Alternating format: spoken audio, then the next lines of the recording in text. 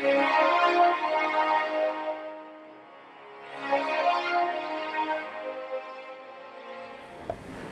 good morning, and how are you all today? Let me get things fixed here. There it is. Okay, all right. And welcome to American Reversion. Hope you're well. Texas has fumbled the border ball. I'm going to talk about that, and then just after I'm done with that, I want to talk about. Some people have asked me, why do you wear that cap? Are you a supporter of Trump? I don't think I can support Trump because of whatever. We're going to talk about that because that's an important question, and I think that it's one that some people need to. Let me get you situated here. Is this? I don't know if this is right or not. I need a cameraman, don't I? Yeah.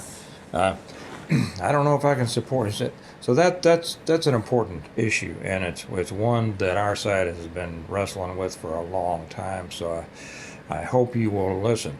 Okay, so the big news was that Greg Abbott sent down the Texas National Guard to secure the border because the Border Patrol was cutting the fence and letting that Texas had put up and letting illegals into our country who have no business being in our country. Remember? Oh yeah, we're sending the National Guard. Texas Department of the Military is sending the Guard down to secure the border. Well, of course that's not what happened, right? As is so often the case. They wrap up this excrement sandwich in a nice, tasty-looking package, and you think, okay, now we're going, and then you unwrap it and you go, ooh, well, this isn't at all what I thought I was getting. Well, so and we see this on video that the Texas Guard who is down there, and they're deployed. If you've watched me over on, well, I won't get into that. They're all down there with all their stuff and all their tents and all their generators and all their people and everything, and it looks like a major military operation, right? And anybody who wasn't paying attention would say, all right, now we're protecting our borders, and we got our soldiers down there, and they are going to protect America. They are going to do one of the few federally directed jobs that the feds have, and that is secure the border. They're going to do it. Nope. So we see on video that what's happening, all the illegals are coming up to the other side of the fence, and is the Texas Guard keeping them from coming into the country? No, not at all. What they're doing is directing them down to the port of entry, right? Okay. They're just not letting them come through anywhere. They're directing them down to the port of entry. And I saw an interview with one of the guardsmen down there, and he says, yes, we're directing them down to the port of entry where we can identify. They will be identified, and we'll know who's here and all that. BS, folks, BS, and you know that it is. These people trash their documents, before they come across the border, if they have any documents. And you can be sure that all the Chinese are dumping their CCP cards, across the Rio Grande. And they show up, and who are you? Well, my name is John Smith, or whatever the, So we probably have, 10 million John and Mary Smiths that have come in. Wow, big family, says our government. Yes. So they're coming through to where they're being processed. Processed in what way? Given a cell phone, and then put on a bus and spread throughout our country. They're not processed. We don't know who they are. One of our commenters over on the Patreon channel of Integrative Preparedness put it this way. She says, I don't remember exactly how she put it, but directing them to the door so that they don't come in the window is not solving a problem. It's not keeping them out. That's exactly right. So this big, dressed up pile of you know what is still a pile of you know what, right? It is. They're not keeping anybody out. This big show, the Texas Guard down there, is doing essentially nothing, except what they're doing. They're allowing them to process them, put them on buses, and spread them across the country, as opposed to just them flooding in and kind of staying somewhere in Texas. Okay, so it's Texas. You might think that this was Texas against the federal government. Well, really, what it is Texas against the rest of the states. And I'm sorry, I've always loved Texas. I love the spirit of Texas. I love the spirit of the Alamo. I love John Wayne's movie about I've always loved. I have family in Texas.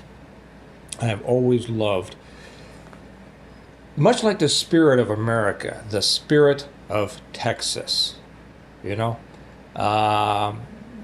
Is America over? Well, and I will say, the spirit of America is not over. The United States of America may be over, but we're fighting against that, right?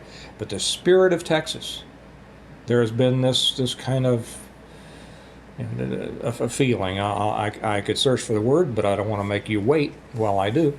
But it's not. It's a thin veneer apparently. And what's happening here now? What would happen? Let me go back and address a little bit more about the Border Patrol here. Okay, the Border Patrol was not doing their job, so the Texas Guard, went down there and kept them out of that park in Eagle Pass, and then the Border Patrol was whining about, well, those two people drowned because we weren't able to get to them and save them because the Texas Guard kept us away. Well, they didn't even know about it. Nobody knew about this drowning until long after it had happened. And the Border Patrol, and the argument is, well, the Border Patrol is not doing its job, so Texas Guard has to. Well, let me tell you what I think ought to happen with the Border Patrol. Okay?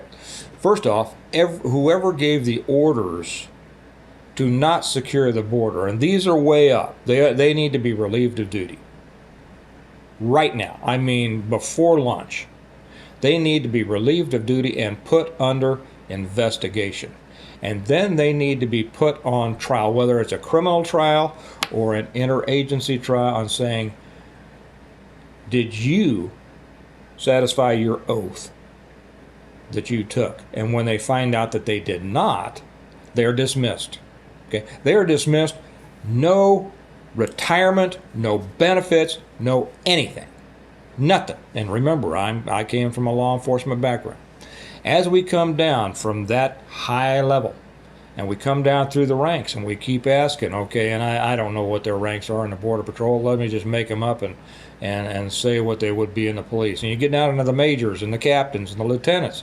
What did you do? Did you know that did you agree with this this position of letting these people in? Well, no, I didn't really agree with it, but I was told. Okay, so you didn't fulfill your oath either. You're gone. Goodbye. Okay, your retirement's gone. Your perks are gone. Everything's gone. Go out there and try to make a living in the real world without being protected by the government. Okay, now we get down to the guys who did it.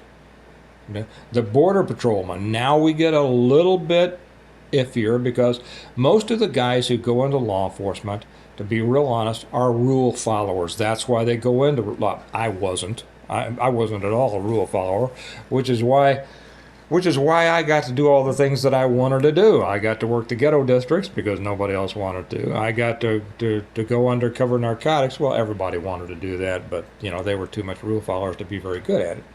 And I have always been an anti-rule guy, so I understand. But let me put it. But I understand that most people in law enforcement are rule followers. Much like most people in the military are rule followers. I mean, they may not like it, but they're going to do it, right? Because it's saved my career, whatever. So, but when we get down to the ranks of the Border Patrol guys, first off, they need to be yanked off of the border right now. sent back to do some paperwork somewhere while we do an in-depth investigation of every one of them. But Steve, if we pull those guys off the border, who's going to protect the border? They're not protecting the border now.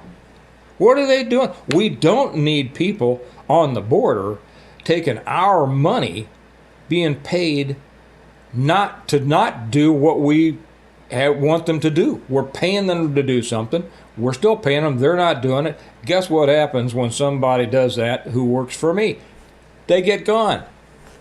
Simple as that. They need to be pulled up. But who's going to protect the border? Well, I'll tell you who can protect the border, and it's sure not the Texas National Guard.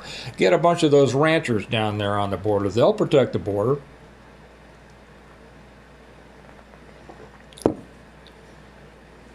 So, you know, it's just another shell game that they're playing.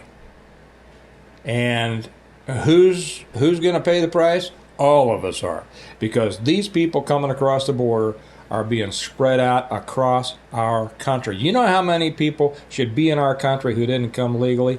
Zero.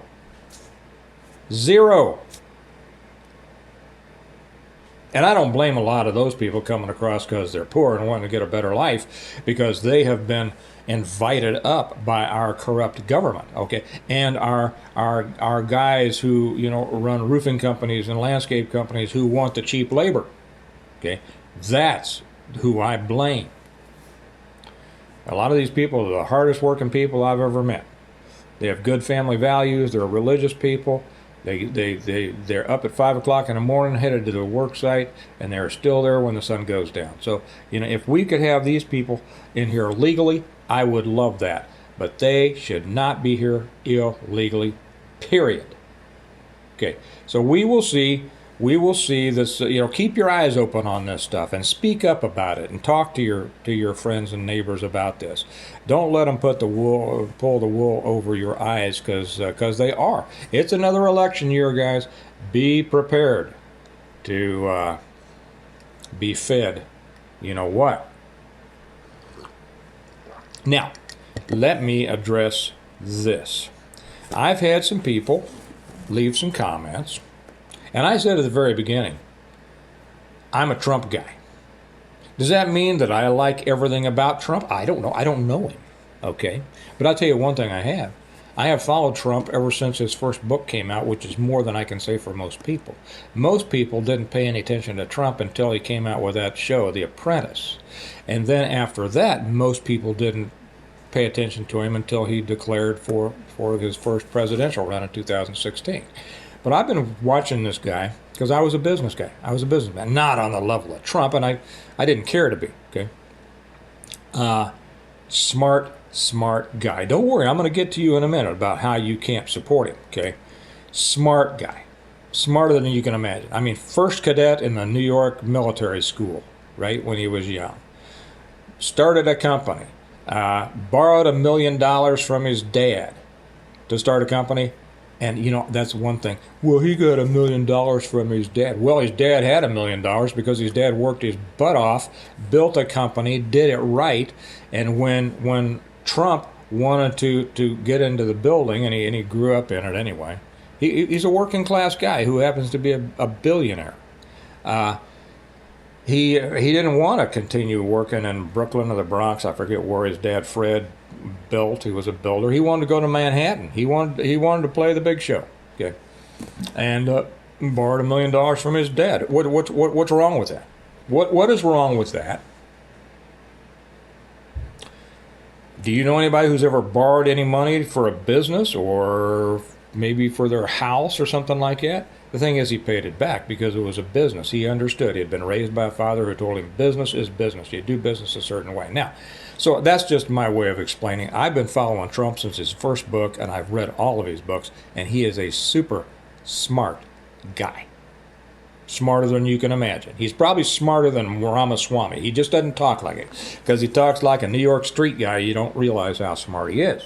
Well, but Steve, he got taken by a lot of people who stabbed him in the back and he didn't make good choices, and who was on his team. I agree 100%. 100%. I was so mad at him over some of his choices for Mattis, and so many of the choices. And I said, what are you doing? What are you doing? And he didn't get rid of them. And he here's the thing with Trump. When he picks somebody for something, he's going to bring them out and say how wonderful they are. And it doesn't matter whether it's Fauci or any, and this is the greatest, blah, blah, blah. This is the way he is. He's hyperbolic. He sells. He's a salesman. He sells people on this, okay? I think that he's changed a little bit now. I hope so, but we will see. And then he's slow to get rid of people, okay? He's too slow to get rid of people. I agree with you 100%, okay? But let me tell you, and this all came from, I said, if he chooses, what's her name from South Carolina? What is her name from South Carolina? My oldest son, who's just now coming down the steps to go to work. Oh, I forget. Nikki Haley. That's right. Thank you for telling me. Nikki Haley. If he chooses her to be his running mate, I can't support. I know it. That would be the stupidest decision he could ever make. But let me explain something to you. If you don't, and I take this back one more thing. If you're looking for somebody perfect to vote for, you've got to wait. And you're going to wait forever. Okay? Jesus isn't running. And I don't mean that to be flip or sacrilegious. I am a believer. Jesus is my Savior. Okay? Don't want anybody coming on and go blah, blah, blah, blah.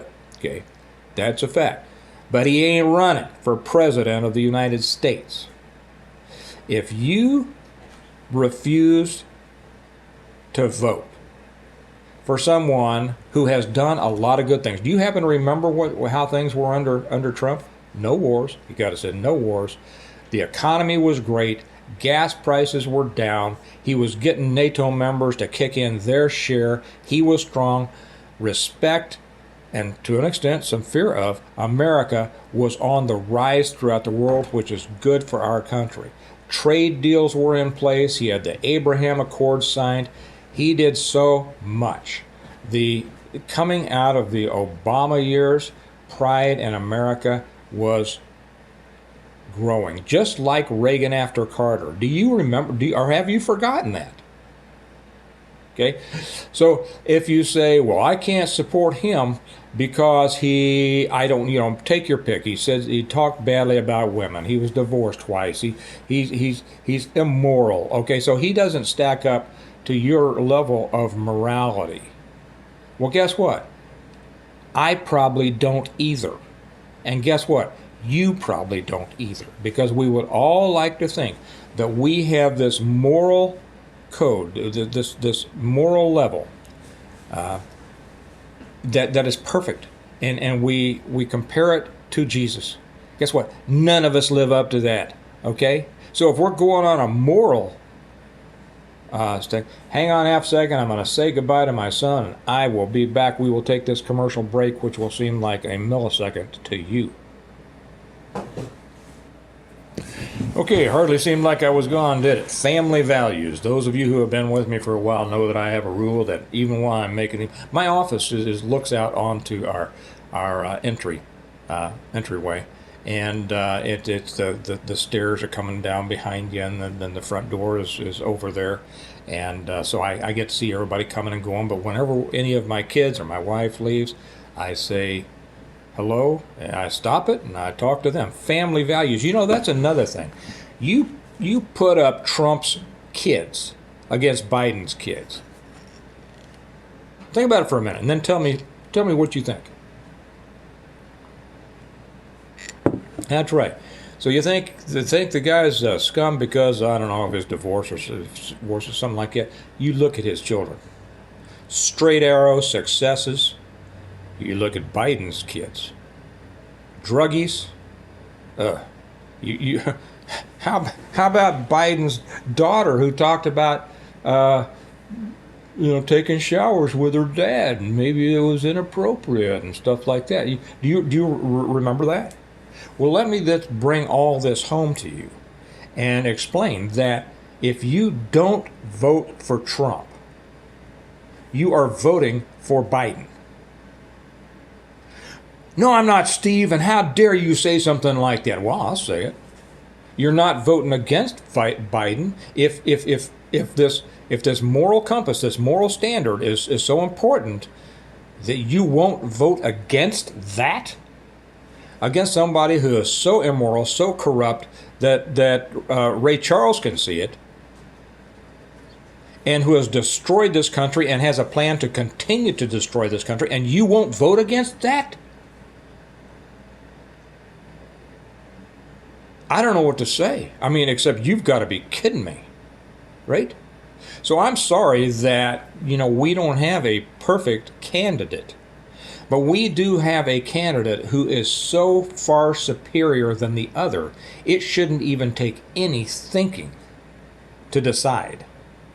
It shouldn't take any moral gymnastics, because we are not voting for a savior. We are not voting for a pastor.